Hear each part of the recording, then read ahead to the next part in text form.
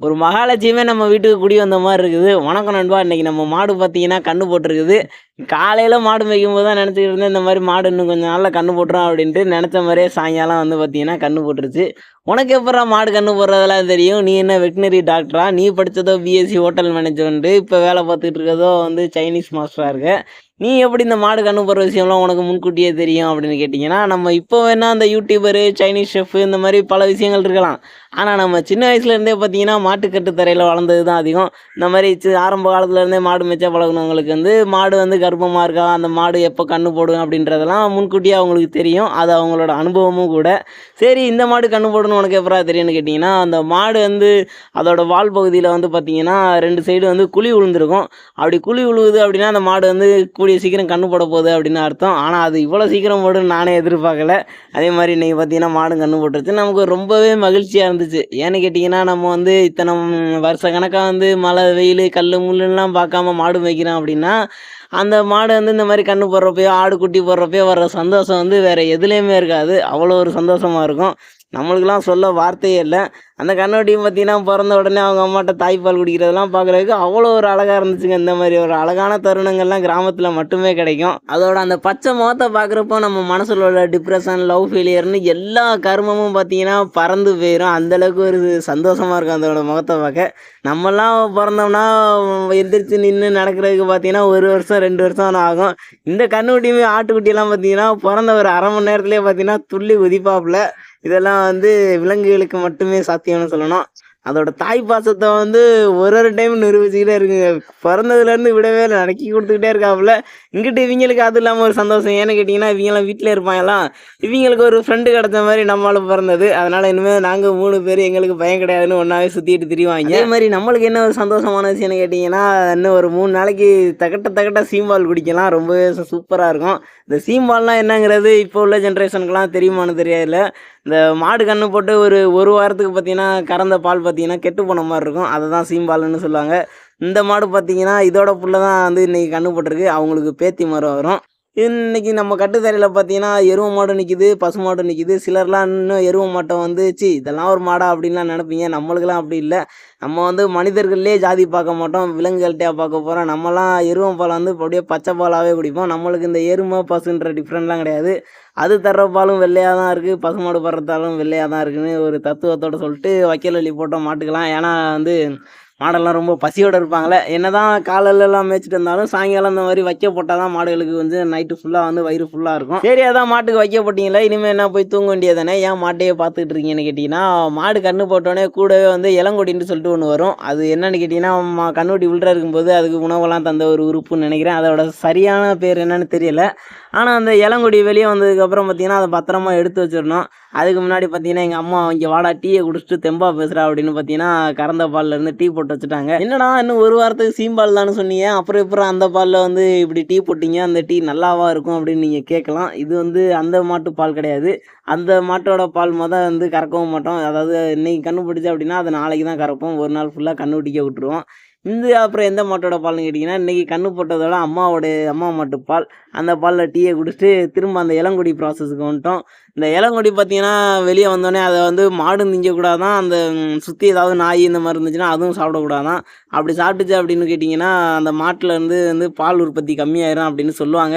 அதோட உண்மையான ரீசன்லாம் தெரியல. அப்புறம் பார்த்தீங்கன்னா, நைட்டு கண்ணு முழிச்சு எங்க அம்மாவும் அந்த இளங்கொடி போட்டதுக்கப்புறம் எடுத்து சாக்குல வச்சுட்டாங்க.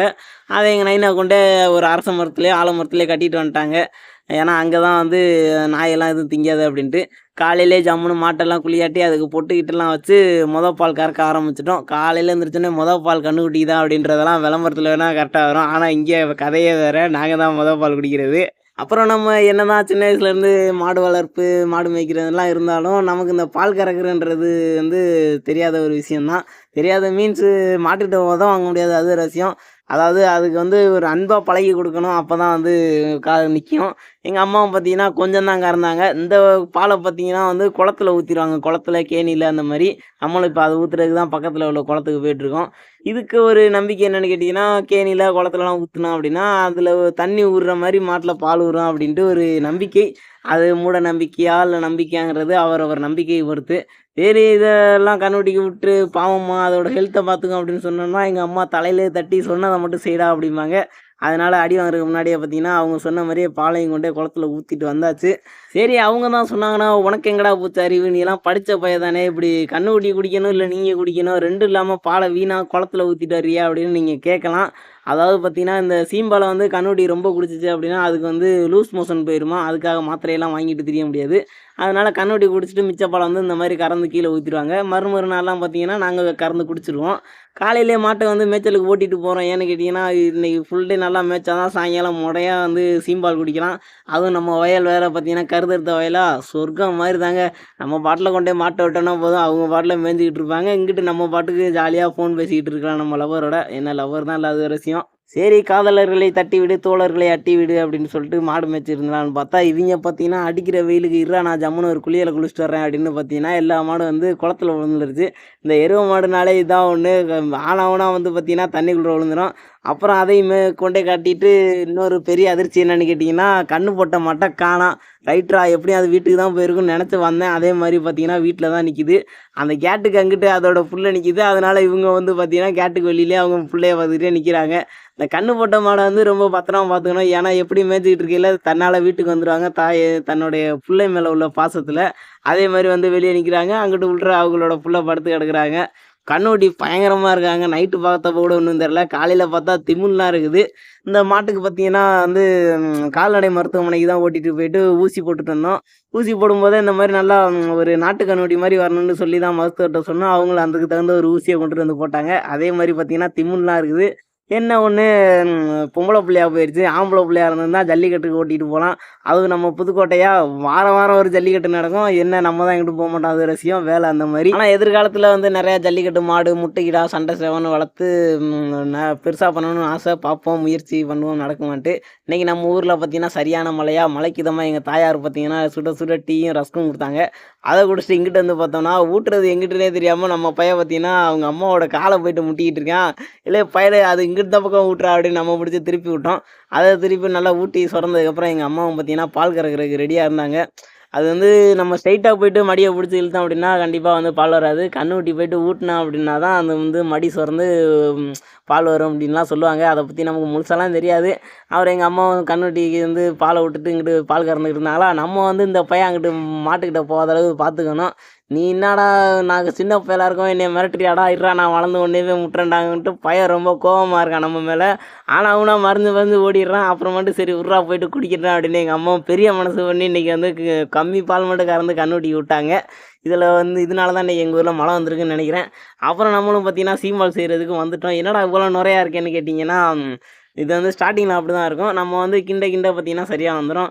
அப்புறம் வந்து தேவைக்கு அதிகமாகவே சர்க்கரையை போடுவோம். ஏன்னா சீக்கிரம் செத்துடலாம் அப்போ தான். அதனால் முடிஞ்ச அளவுக்கு இந்த வெள்ளை சர்க்கரையெல்லாம் தவிர்த்துட்டு பனங்கற்கண்டு, நாட்டு சர்க்கரை இதை பயன்படுத்தி ஆரோக்கியத்தை மேம்படுத்துவோம். என்ன விலை தான் கொஞ்சம் அதிகம் ஒரு விஷயம்.